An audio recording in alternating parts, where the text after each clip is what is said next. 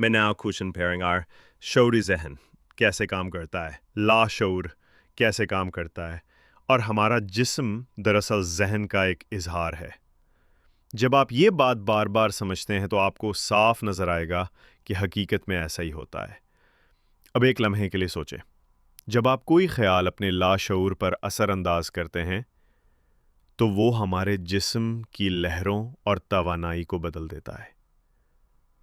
ہمارا جسم دراصل مالیکیولز کا ایک ڈھانچہ ہے، یا یوں کہہ لیں کہ یہ توانائی کا ایک مجموعہ ہے جو تیز رفتاری سے حرکت کر رہا ہے۔ ہم نے اس توانائی کے شعوری احساس کے لیے ایک لفظ بنایا ہے، اور وہ لفظ ہے فیلنگ۔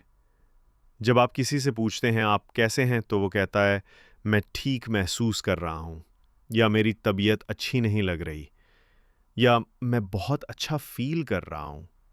لیکن آپ نے کبھی کسی کو یہ کہتے نہیں سنا ہوگا کہ میں اس وقت منفی خیال میں جذباتی طور پر الجھا ہوا ہوں، اس لیے میں منفی وائبریشن میں چلا گیا ہوں۔ لیکن حقیقت یہ ہے کہ ایسا ہی ہوتا ہے۔ اگر آپ یہ سمجھ جائیں اور آپ کو لگے کہ آپ اچھا محسوس نہیں کر رہے تو آپ اسے بدل سکتے ہیں۔ اس کے لیے تھوڑی سی تربیت چاہیے، لیکن یہ ممکن ہے۔ یاد رکھیں، ہم خود اس بات کے ذمہ دار ہیں کہ ہم کیسا محسوس کرتے ہیں۔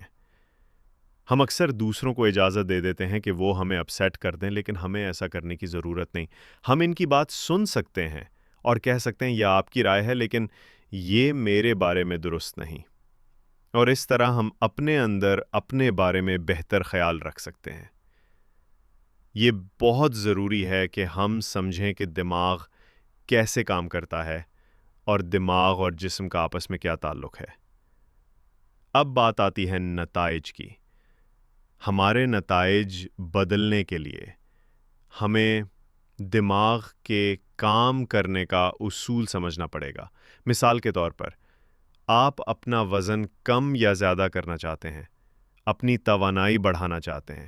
یاد رکھیں، کائنات کی تمام توانائی ہمیشہ ہر جگہ موجود ہے۔ کوئی توانائی حاصل نہیں کرتا، بلکہ ہم توانائی خارج۔ یاد رکھیں، کائنات کی تمام توانائی ہمیشہ ہر جگہ موجود ہے۔ کوئی توانائی حاصل نہیں کرتا، بلکہ ہم توانائی خارج ریلیز کرتے ہیں۔ خواہش، ڈیزائر، وہ ذریعہ ہے جو توانائی کے بہاؤ کو کھولتا ہے۔ اب دوبارہ ریکیپ کریں۔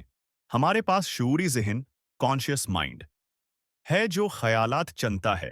وہ خیالات تصویروں میں بدل جاتے ہیں، پھر یہ تصویریں لاشعور، سب کانشیس مائنڈ کو بھیجی جاتی ہیں، اور لاشعور ان خیالات کو عمل میں ظاہر کرتا ہے۔ مسئلہ کہاں ہے؟